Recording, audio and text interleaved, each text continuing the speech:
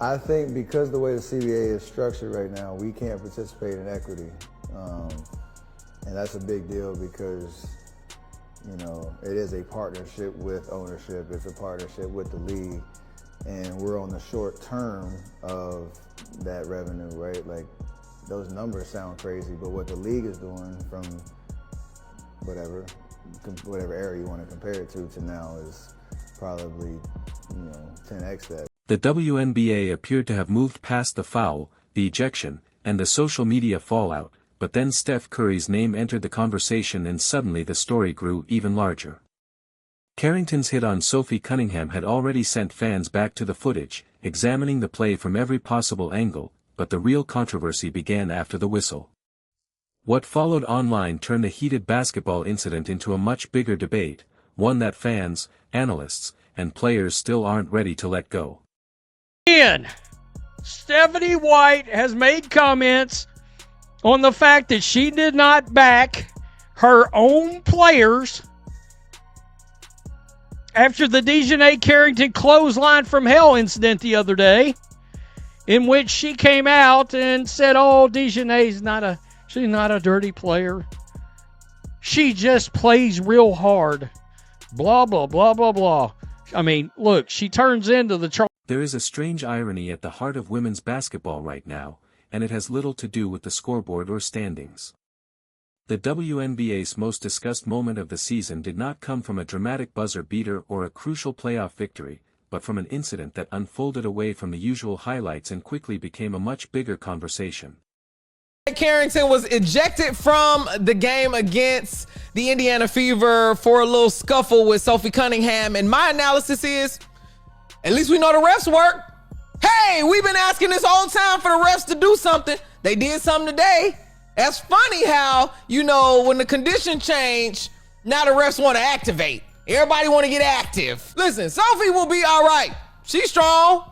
And DiJonai is already in the locker room on threads. It all started with a foul, followed by a reaction, and then another reaction that brought one of basketball's most respected voices into the conversation. When Steph Curry, a player who has spent nearly 2 decades dealing with intense defensive pressure, spoke about the way Sophie Cunningham has been treated on the court, his comments immediately drew attention. He wasn't simply adding another opinion to an ongoing debate, his involvement gave the controversy an entirely new level of visibility.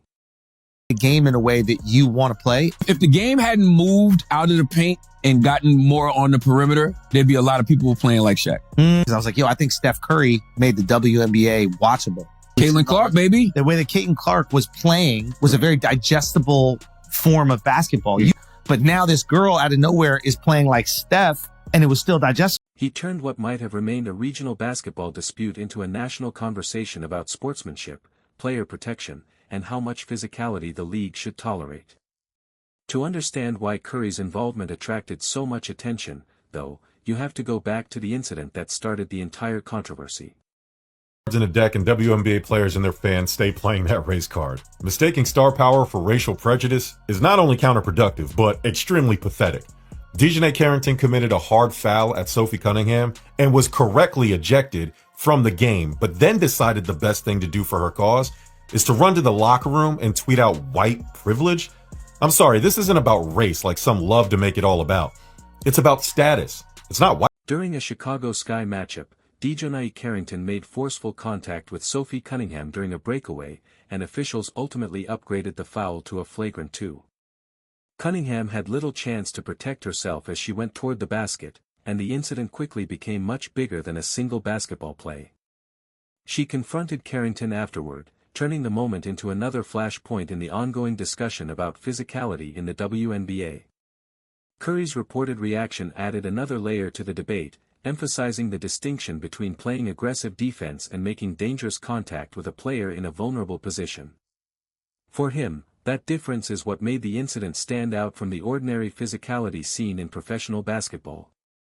You told me about this. Yeah, so the thing that really caught my eye is she put on Twitter something like white privilege.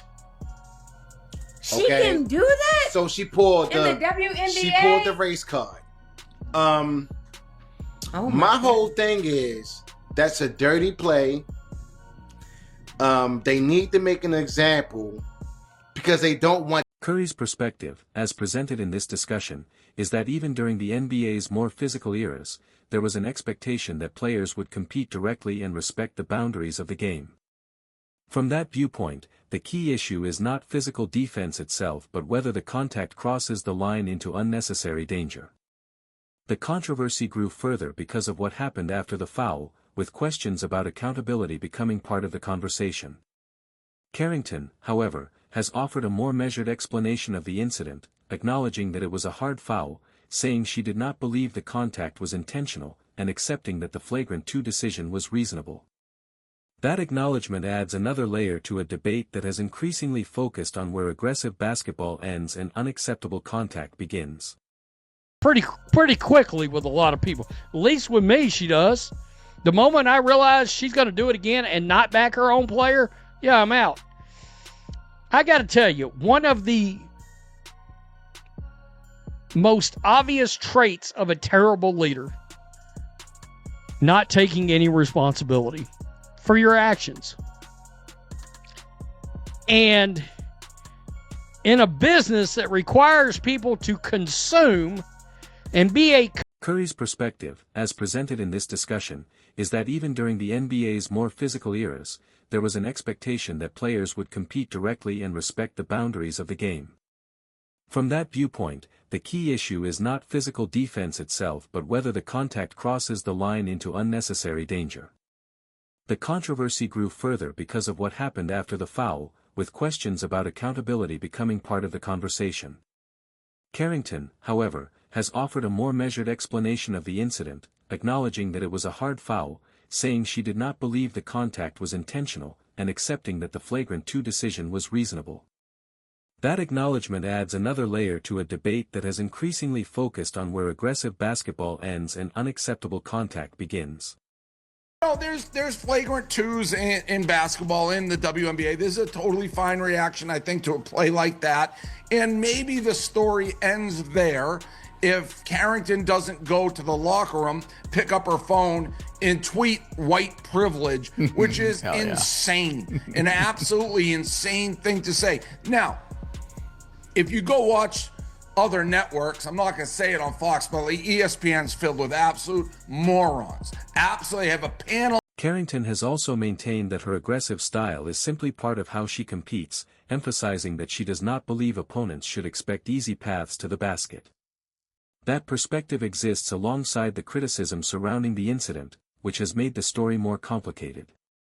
Some view her as an intense defender who plays with constant physical pressure, while others believe her history of controversial plays deserves closer scrutiny. Her previous matchups with Caitlin Clark have also added context for fans who see a broader pattern, although individual incidents should still be judged on their own evidence. As those moments continue to be discussed together, the latest foul has become part of a much larger conversation about physicality, player protection, and where the WNBA should draw the line.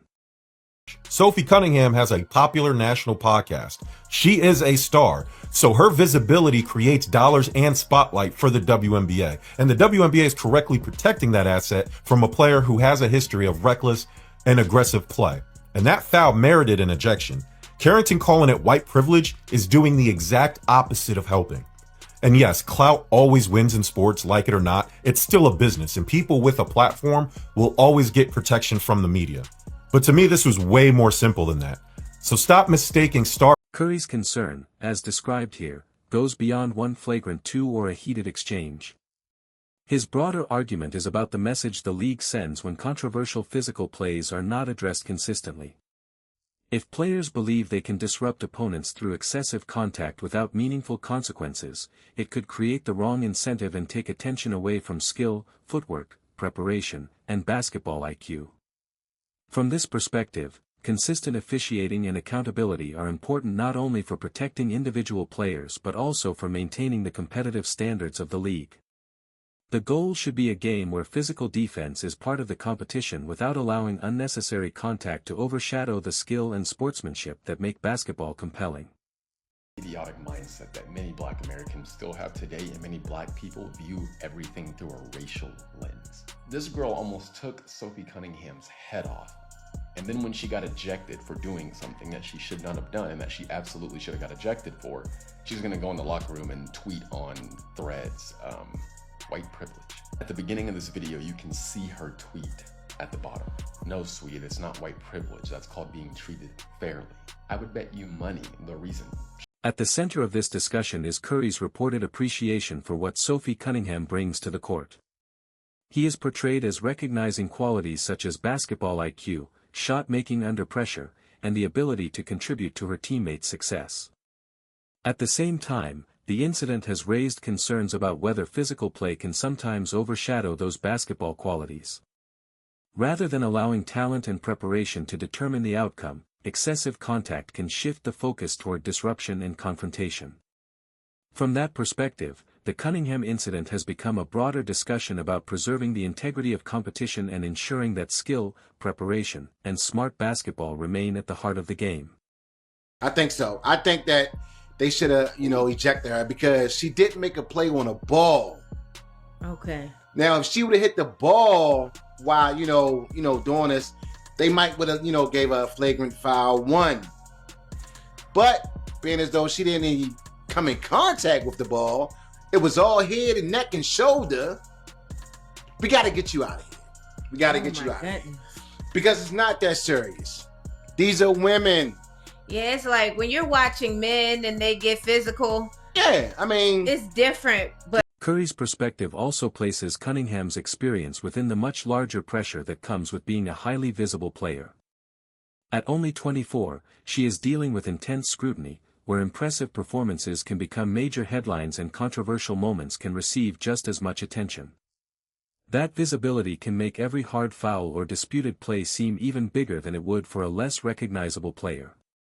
The broader concern is that if overly physical tactics are not handled consistently, it could affect the players who are helping attract new fans and attention to women's basketball. From this viewpoint, how the league balances physical competition with player safety and fair enforcement could have a meaningful impact on the WNBA's future. They don't even mention the fact that she said white privilege. That is the story. The story isn't that she got kicked out. It's that she tweeted out white privilege as though because Sophie Cunningham is white, somehow that's why she got kicked out. They go on to defend her, the story, the narrative that she's not a dirty player.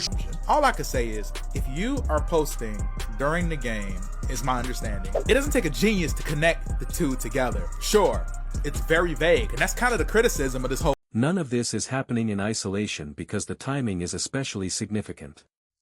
The WNBA is experiencing a major surge in popularity, with growing television audiences, social media engagement, and mainstream attention bringing more eyes to the league than ever before. That increased visibility also means controversial incidents can spread quickly and become part of a much larger conversation about the sport. Fans are not asking for physical competition or rivalries to disappear, but there is an important distinction between aggressive defense and contact that creates a genuine safety concern. How officials enforce those boundaries, how the league handles disciplinary decisions, and whether those standards are applied consistently will play an important role in shaping the WNBA's next chapter. Throughout the controversy, Cunningham has continued to attract support from fans who appreciate her willingness to compete and speak openly about what she believes.